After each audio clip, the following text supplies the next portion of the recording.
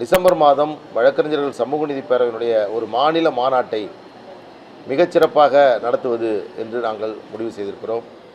அதனைத் தொடர்ந்து டிசம்பர் மாதம் 17ஆம் தேதி பாட்டாளி மக்கள் கட்சி சிறை நிரப்பு போராட்டத்தை அறிவித்திருக்கிறது.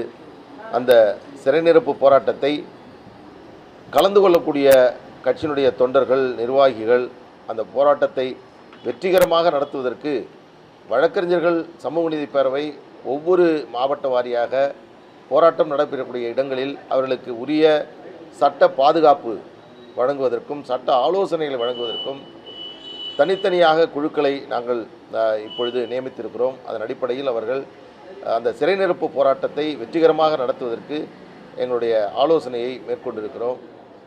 வழக்கறிஞர்கள் சமூக நீதி பேரவை மிக முக்கியமான பிரச்சனைகளை நாங்கள் நீதிமன்றத்தின் மூலமாக, பொதுநல வழக்கின் மூலமாக தொடர்ந்து வருகிறோம். சமீபத்தில் உச்சநீதிமன்ற நீதிபதிகள், இந்திய சட்ட அமைச்சர் எல்லோரும் சேர்ந்து சென்னை பாரிமுனையில் இருக்கக்கூடிய புகழ்பெற்ற சென்னை சட்டக்கல்லூரி இப்பொழுது அது நீதிமன்ற வளாகமாக திறந்து வைக்கப்பட்டிருக்கிறது.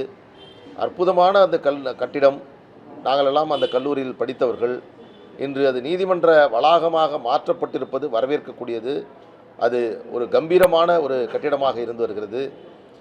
நீதிமன்ற அந்த கட்டிடத்தில் ஒட்டுமொத்த வழக்கறிஞருடைய விருப்பம் என்னவென்றால், தற்பொழுது அது கிரிமினல் கோர்ட், குற்றவியல் வழக்குகளை விசாரிப்பதற்கான இடமாக அதை மாற்றுவதாக நீதிமன்றம் தெரிவித்திருக்கிறது.